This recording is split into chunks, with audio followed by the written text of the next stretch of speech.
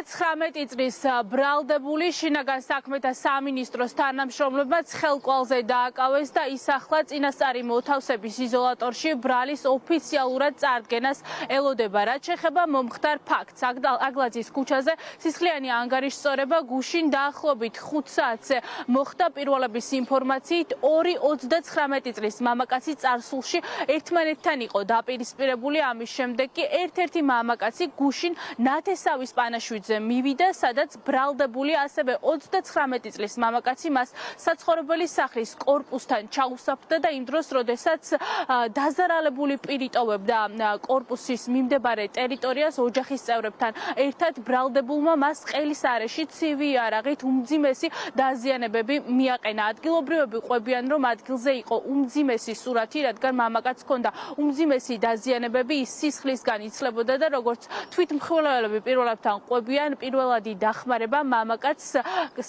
აქ მყოფმა სამხედრო პირებმა აღმოუჩინეს, ადგილზე მოვიდა სასწრაფოდ და მამაკაცი გადაიყვანეს კლინიკაში. ჩვენი ინფორმაციით ამ დროისთვის მისი ჯანმრთელობის მდგომარეობა არის სტაბილური. რაც შეეხება გამოძიებას, რამდენიმე საათის განმავლობაში აქტიურად მიმდინარეობდა სამძებრო სამუშაოები. მამაკაცი ახლა არის დაკავებული, მომხდარზე კი შინაგან საქმეთა სამინისტრომ გამოძიება გაზრახ მკვლელობის მცდელობის მუხლით დაიწყო. ზუსტად იქ სამი ჩანს ზურგი ჩანს. რა მოხდა რა გაიგე? იყო ის გარდაიცვალა. ანაშვიძე იყო, მოსი ნათესავისი და ხალხიც გაოგნებული იყო. კაცი შეიძლება ვერ იმას და ისე სწრაფად წამებში მომხდა რა ყველაფერი. დანა ჩაარტყაო, ხო? არ ვიცი, დანა იყო თუ გამოუსვა, მგონი გამუნასნა და ყელის არეში ხო და მე ისე ნათესავი ყოფილა იქ სამხედრო პირი და იმან ეტყობა იცოდეს წიხნა და ის ყვავთ იმას და იმან და სანამ სასწრაფო მოვიდა რომ სისხლი დაგაცვლა. ნახოთ რა დროს მოხდა ეს. სადღაც 6 საათისკენ პოლიცია ბევრი იყო. ოკი. ადგილზევე დააკავეს ეს. არა, ის ვინა? გაიქცა. არა, წუთში მოხდა ყველაფერი. ხო, აი აგერა მიცვალებული. და იმის წინ მოხდა ეს ყველაფერი. გამოვარდით აქ მუშაობთ 1000 კაცი რატო არ ხო მთელი პოლიცია მუშაობთ. რა ვიცი ჩვენ ვიცი? ყველაზე ჩანდა რა. ისიც არ ვიცი ეგდო კაცი და ფანტანით მოდიოდა სისხლი. იმ თავისმა ვიღაცამ ახლობელმა კიდე კაი უშველა. ხელი გამოუძიაო რა და აი. დანი ხო?